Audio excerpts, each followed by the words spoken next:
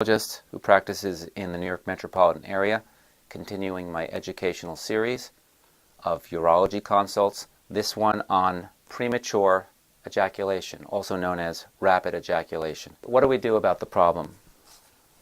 There are various different tactics. One is called de-erotization. It's basically diversionary, and it doesn't work very well. These are things like thinking of baseball scores, doing multiplication tables, thinking of work. Unfortunately, they don't work well. They diminish the pleasure of the sexual activity and the intimacy. Another treatment is to use a means of decreasing penile sensitivity, so there's less stimulation, such as an extra thick condom, such as topical anesthetics. Here's a classic one, EMLA cream, which is Lidocaine-Prilocaine, can be placed on the penis to numb it up, so there's less sensitivity.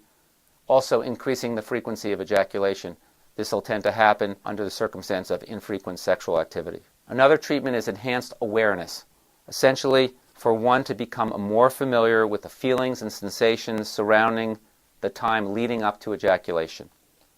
And by achieving such familiarity, one can learn to accurately predict when ejaculation will occur and how to gain control before the point of no return occurs. And essentially, prior to the point of no return, different techniques can be used to facilitate delaying ejaculation. One is the standard Masters and Johnson squeeze technique, and the other is the change of pace technique.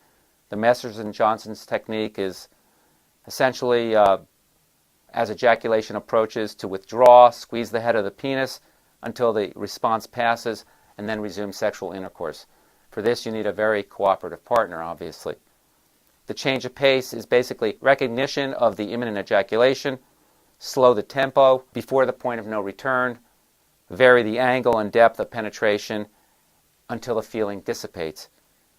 And if this is not sufficient, one may have to stop thrusting, press pubis to pubis, and resume thrusting only after the urgency subsides. Gaining better control over one's pelvic floor muscles through the use of pelvic floor muscle exercises may help facilitate better control of premature ejaculation. Now, there are a variety of medications that can help a lot. A lot of the urological literature states that the Cialis family, Levitra family, and Viagra family can be helpful. I have not found them to be particularly helpful in terms of premature ejaculation. They're certainly great in terms of penile rigidity and durability of a good quality erection and the ability to achieve a second erection after ejaculation, but I have not found them in particular to be helpful for premature ejaculation. However, there are medications that can help a lot. There is a class of medication, specifically an antidepressant, known as the SSRI, selective serotonin reuptake inhibitors, classically used for depression, but they have this bizarre side effect in delaying or retarding ejaculation substantially. So these are medicines such as Paxil, Zoloft, Anafranil, or Prozac. They can sometimes be used on a continuous basis or sometimes just used situationally. They really can help quite a bit. Side effects, though, can be decreased sex drive, sleepiness, insomnia at times, mild nausea, yawning, dry mouth. Personal, perhaps a little bit embarrassing anecdote. I am not a depressed person at all, but during the winter I have a bit of seasonal affective disorder. And I decided one day to try one antidepressant pill. So I took a very small dose of Zoloft. Didn't really affect me, but I understand that you need to take it on a more chronic basis.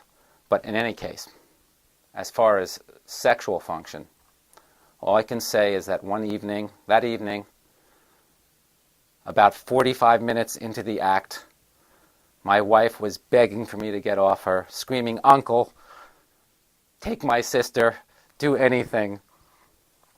That was the kind of profound effect that this had on the ability to ejaculate. So these are very real possibilities in terms of improving ejaculation. There is a medication in the pipeline that is not yet approved by the FDA that is a short-acting SSRI called Prilogy, also known as Depoxetine. And it's been available for years in Scandinavia and Northern Europe, works well. I believe it's available in 9 countries, but just not yet in the United States. Also, in the future, there is going to be a meter-dose aerosol spray of the Lidocaine-Prilocaine cream. In the initial study, it improved the ejaculatory latency from 36 seconds to 2.6 minutes.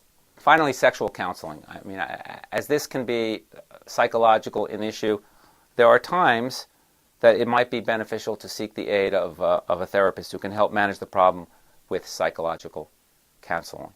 For more information, you can go to our website.